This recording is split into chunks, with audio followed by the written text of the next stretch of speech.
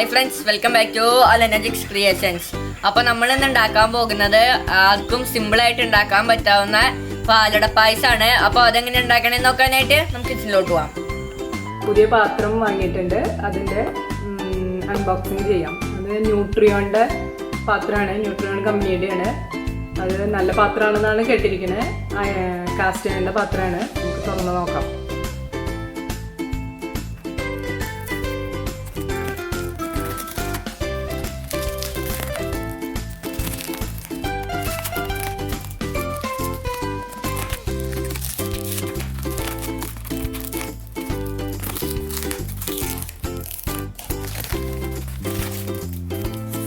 നല്ല പാക്കിങ്ങോട് കൂടിയാണ് വെച്ചിരിക്കുന്നത്. ബില്ലൊക്കെ ഉണ്ട്. 3500 രൂപയാണ് ആയത്. നമുക്കിത് തുറന്നു നോക്കാം.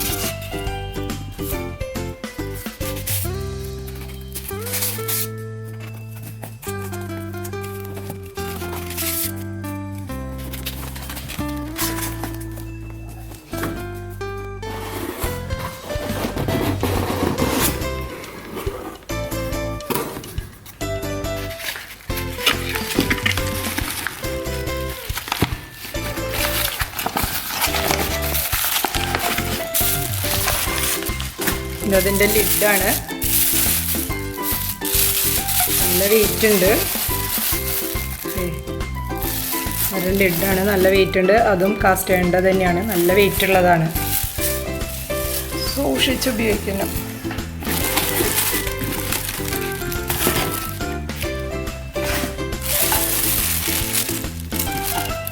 അത് ലിഡിൻ്റെ പിടുത്തം കേടായി കഴിഞ്ഞാൽ മാറ്റിയിടാനായിട്ട് വേറൊരെണ്ണം എക്സ്ട്രാ തന്നിട്ടുണ്ട്.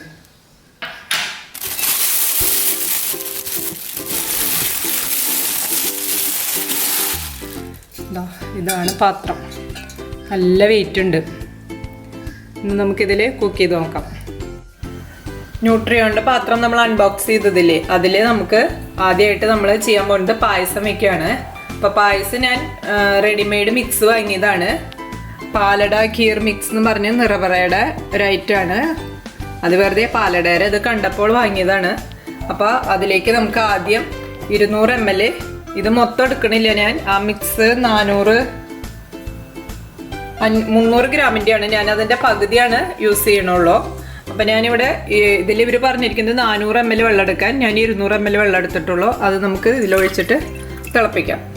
അത് തിളയ്ക്കുമ്പോൾ ഈ മിക്സ് അതിലേക്ക് ഇടണം. അപ്പം ഞാൻ പാതി മിക്സ് ഇടുന്നുള്ളൂ, ഞങ്ങൾക്ക് കുറച്ച് മതി അത് കാരണം. അപ്പോൾ ഇവിടെ വെള്ളം തിളച്ചിട്ടുണ്ട്. അതിലേക്ക് ഞാൻ ആ മിക്സ് ഇടുകയാണ്.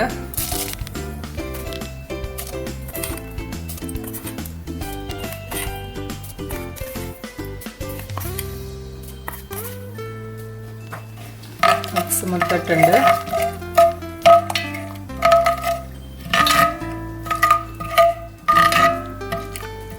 ഇതൊന്ന് തിളച്ച് വെന്ത് വരണം, അപ്പോഴാണ് പാലൊഴിക്കേണ്ടത്.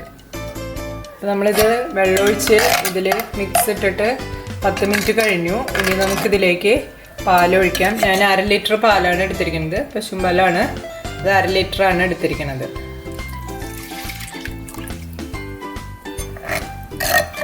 നന്നായി ഇളക്കി യോജിപ്പിച്ച് ലോ ഫ്ലെയിമിൽ വേണം വെക്കാനായിട്ട്. ആദ്യം വെച്ചത് ലോ ഫ്ലെയിമിൽ തന്നെയായിരുന്നു. ലോ ഫ്ലെയിമിൽ വെച്ചിട്ട് വേണം കുക്ക് ചെയ്യാനായിട്ട്. ലോ ഫ്ലെയിമിൽ ഇട്ടിട്ട് നമുക്കിതൊരു 20-25 മിനിറ്റ് നേരം നന്നായി ഇളക്കി കുക്ക് ചെയ്തെടുക്കണം. നമ്മളിത് വെച്ചിട്ട് ഒരു അരമണിക്കൂർ കഴിഞ്ഞു. പാലൊഴിച്ച് വെച്ചിട്ട് സ്ലോയിലാണ് വെച്ചിട്ടുണ്ടായിരുന്നത്. ഇപ്പോൾ മാത്രമേ ഞാനൊന്ന് ജസ്റ്റ് ഒന്ന് കൂട്ടിയിട്ടിട്ടുണ്ട്. ഇനി നമുക്കിതിലേക്ക് ഒരു ടീസ്പൂൺ നെയ്യ് ഒഴിച്ചു കൊടുക്കാം. അതിന് വേണ്ട, കുറച്ച് മതി. നന്നായി ഇളക്കിയിട്ട് നമുക്ക് നന്നായി തിളച്ച് കഴിയുമ്പോൾ ഓഫ് ചെയ്തിടാം. അപ്പോൾ ഈ പാത്രം കാസ്റ്റ് ചെയ്യേണ്ട പാത്രമായി കാരണം ഇതിൽ തന്നെ ഇരുന്ന് കുറച്ചൊന്ന് കുറുതായി വരും. അല്ല, ഇനി ഇതിലും കുറുതാക്കി എടുക്കണം എന്നുണ്ടെങ്കിൽ ആവശ്യക്കാർക്ക് അതുപോലെ ചെയ്യാം. ഇവിടെ ഇപ്പോൾ ഇത്തിരി ലൂസായിട്ടാണ് ഇഷ്ടം എല്ലാവർക്കും. അപ്പോൾ ഞങ്ങൾ ലൂസായിട്ട് തന്നെ എടുക്കണം. പിന്നെ ഈ പാത്രം ആവുമ്പോൾ കുറച്ചും കൂടി ഉണ്ട്. കാസ്റ്റ് അയൺ ആയാലും നമ്മൾ ഓഫ് ചെയ്ത് കഴിഞ്ഞാലും കുറച്ച് നേരം ചൂട് നിൽക്കും. അപ്പോൾ കുറച്ചൊന്ന് ഇരുന്ന് കുറുതാവും. എപ്പോഴും പായസം വയ്ക്കുമ്പോൾ അങ്ങനെയാണല്ലോ, കുറച്ച് നേരം ഇരുന്ന് കഴിഞ്ഞാൽ അതൊന്നും കുറുതായി വരും. ഇത് പ്രത്യേകിച്ചും ഈ പാത്രം ആയതുകൊണ്ട് നന്നായി കുറുതായി വരും. നമ്മൾ ഒരു 10-15 മിനിറ്റ് ആയി ഓഫ് ചെയ്തിട്ട് മൂടി വെച്ചിട്ട് ഇനി നമുക്ക് എടുത്ത് നോക്കാം. സെർവ് ചെയ്യാനായിട്ട് റെഡി ആയിട്ടുണ്ട്. അപ്പോൾ ഇതാ കുറച്ചും കൂടി നല്ല കട്ടിയായി വന്നിട്ടുണ്ട്. ഇനി നമുക്കത് ടേസ്റ്റർ ബ്രോനെ ടേസ്റ്റ് ചെയ്യാൻ കൊടുക്കാം. അപ്പോൾ നമ്മുടെ പാലട പായസം റെഡി ആയിട്ടുണ്ട്. അത് ബാച്ചിലേഴ്സിന് ഉണ്ടാക്കാൻ പറ്റിയ വിധത്തിലുള്ളതാണ്. അതായത് നമ്മൾ റെഡിമെയ്ഡ് വാങ്ങിയിട്ട് യൂസ് ചെയ്തതാണ്. അപ്പോൾ പാലട പായസം ഇനി നമുക്ക് ടേസ്റ്റർ ബ്രോനെ ടേസ്റ്റ് ചെയ്യാൻ കൊടുക്കാം. ടേസ്റ്റർ ബ്രോനെ പഞ്ചസാര പായസം വലിയ ഇഷ്ടമില്ലാത്തതാണ്. ശർക്കര ഇട്ട് ഉണ്ടാക്കിയാലാണ് ഇഷ്ടം.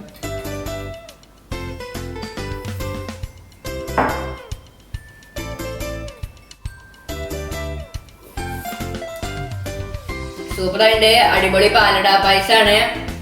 പാക്കറ്റ് വാങ്ങി ചെയ്താൽ എല്ലാവർക്കും സിമ്പിൾ ആയിട്ട് ഉണ്ടാക്കാം. അപ്പൊ എല്ലാവരും ട്രൈ ചെയ്ത് നോക്കാം. എല്ലാവർക്കും ഇഷ്ടപ്പെട്ടാണെന്ന് വിചാരിക്കുന്നു.